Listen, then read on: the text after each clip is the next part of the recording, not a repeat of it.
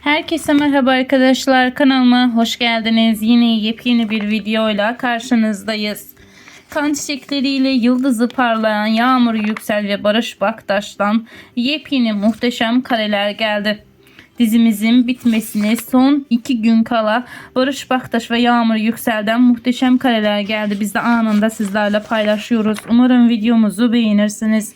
Videomuzu beğenip paylaşmayı, bize destek olmayı unutmayın. Bir sonraki videomuzda görüşürüz. Hoşça kalın. İyi seyirler.